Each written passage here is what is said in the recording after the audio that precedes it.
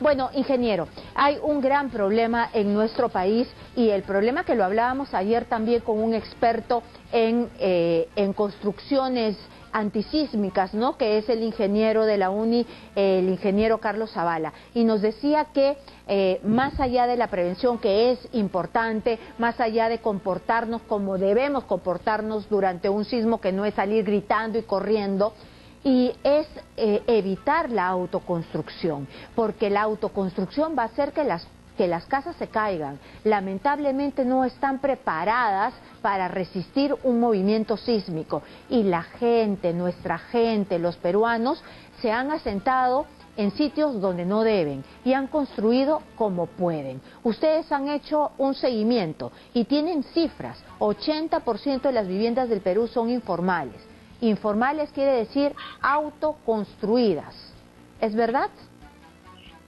Sí, en realidad nosotros hemos hecho un análisis en Lima que arroja 67% de informalidad. Y fuera de Lima, 80%. Así que el promedio estará pues entre 70 o un poquito más, ¿no? Pero igual es una cifra muy importante y, como usted ha mencionado, es muy riesgoso para estas familias pues vivir en esas condiciones. Hay un análisis que se hizo hace algún tiempo que señalaba que si en Lima hubiera un sismo similar en intensidad al que afectó a Pisco el año 2007, se caerían 500.000 de viviendas. O sea, 2 millones de personas estarían afectadas.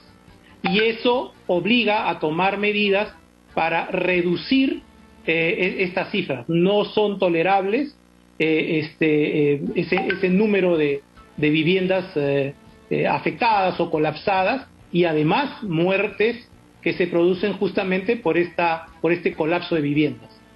Además, también nosotros, los periodistas, hemos visto que hay un montón de instituciones públicas, hospitales, el Congreso de la República, que están con las justas ahí parados porque deberían ser ya de alguna manera reforzados, porque se van a venir abajo. Imagínense que se vengan abajo los hospitales en el momento que más se necesitan. Pero volvamos al tema de las viviendas. ¿Qué se puede hacer? Hemos visto viviendas de papel, es decir, viviendas que están hechas para un piso, pero después viene el hijo que se independiza, la hija de la hija, y después tienen 7 pisos que están pero en el aire.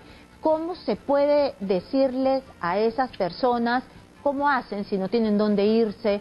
¿Qué hacen para que su vivienda sea más segura? Bueno, mire, yo creo que lo más importante es que el Estado fortalezca sus programas de vivienda social. Le doy un dato.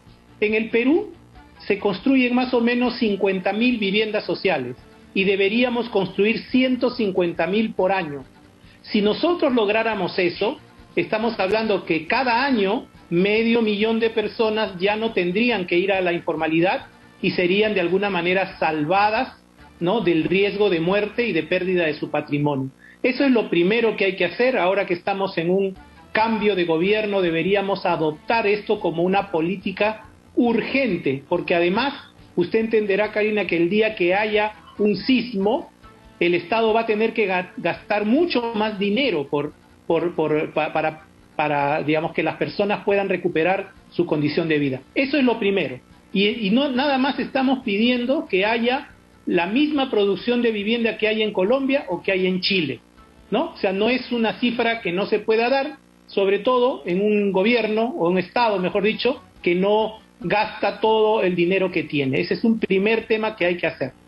Segundo, dentro de estos programas del Estado hay uno que está dirigido justamente a estas familias, que es el de construcción en sitio propio, que no va a la construcción de grandes proyectos inmobiliarios que naturalmente se tienen que hacer, sino justamente a estas familias que viven en un lote, en un barrio, digamos, urbano marginal, y que está a cargo de pequeñas empresas constructoras.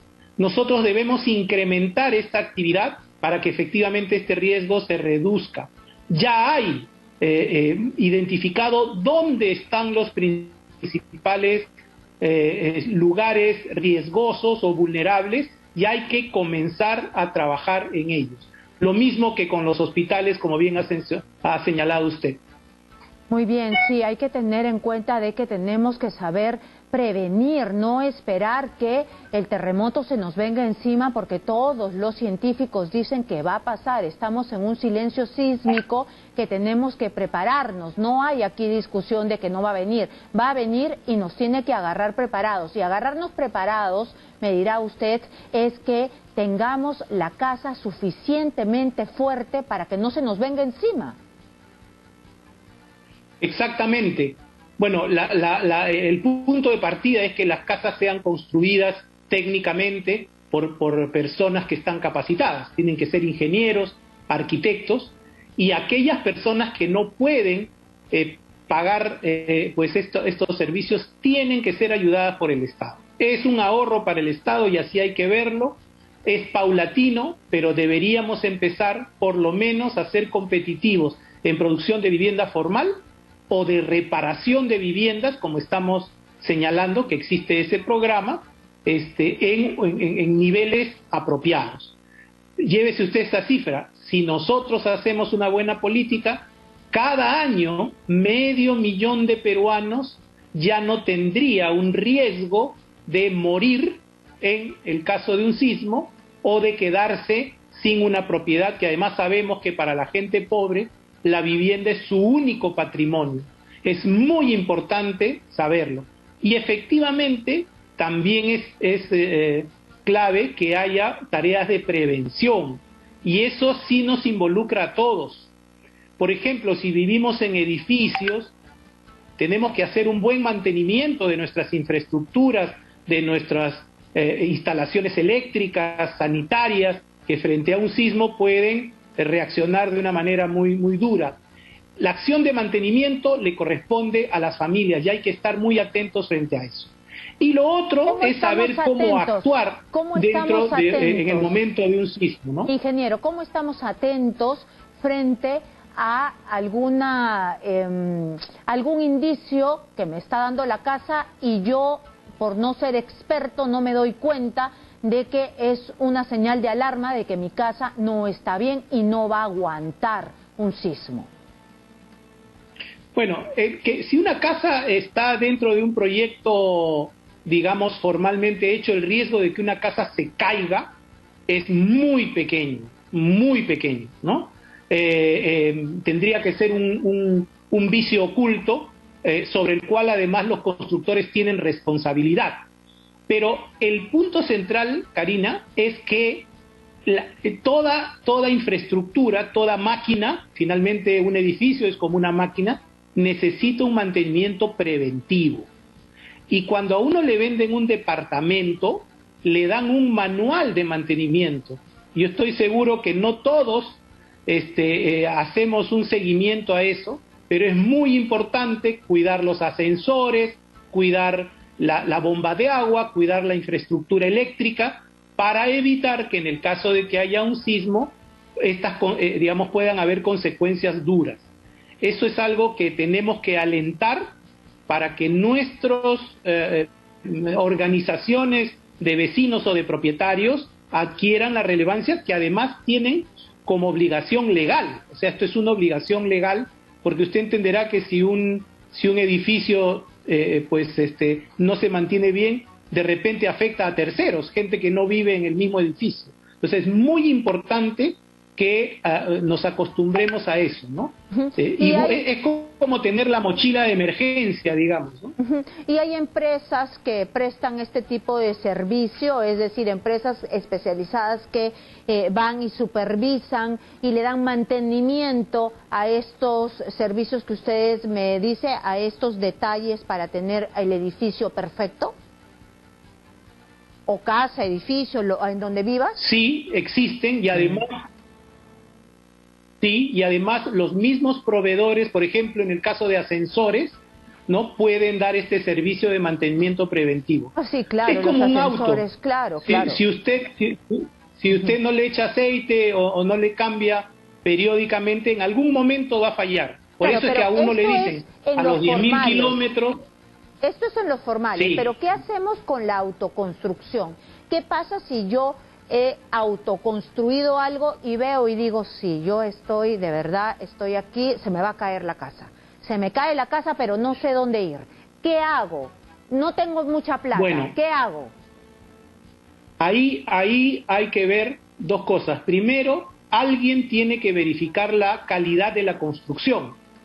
Y eso necesariamente lo tiene que hacer un ingeniero, ¿no? Los colegios profesionales tienen ingenieros que pueden hacer ese trabajo. Si el ingeniero verifica que la construcción es segura, bueno, es mucho mejor y va a reaccionar frente al sismo, ¿no? Si eso no es así, una alternativa que es, bueno, igual es complicada, es construir una habitación segura, ¿de acuerdo? O arreglar una habitación segura de tal manera que cuando ocurra un sismo ya todos sepan a dónde tienen que ir, ¿no? Inversión se va a tener que hacer, porque si se construyó mal, evidentemente hay que corregirlo y eso va a costar, ¿no? Eso es como cuando uno se hace un terno y las medidas las tomaron mal. La inversión hay que volver a hacerla, pero quizás esa podría ser una alternativa para proteger la vida o para reducir el riesgo de que esto ocurra. Y bueno, y claro, y tiene que haber medidas de evacuación. A veces también hay lugares, como por ejemplo colegios, que por lo general están mejor protegidos, que pueden servir como refugio temporal, y si está cerca se puede ir. Pero la solución inmediata podría ser una habitación. Y dicho sea de paso, hay subsidios del Estado para reforzamiento estructural. O sea, esto es disponible y puede costar mucho más barato si es que entra. ¿Cuál es el problema? Que necesitamos más dinero para estos programas. Y eso viene por el lado de la prioridad que le dé el gobierno a estas medidas. Claro, el reforzamiento estructural, porque estamos hablando de un terremoto y de repente, mientras que sales, no sales porque se te cae la casa. No es que estamos inventando una cosa, está tan mal hecha la casa que se te sale la casa y por eso la gente se muere aplastada, se cae antes de que puedas salir. Entonces la cuestión es que no se te caiga. Hay estos reforzamientos y quizás una zona segura para que no mueras aplastado. Muy bien, entonces hay que tener en cuenta todo esto, hay que ver cuál es tu zona segura, qué es lo que puedes hacer, cómo puedes evacuar y saber en dónde vives principalmente para estar bien protegido. Muchísimas gracias por darnos esta explicación, ingeniero Guido Valdivia.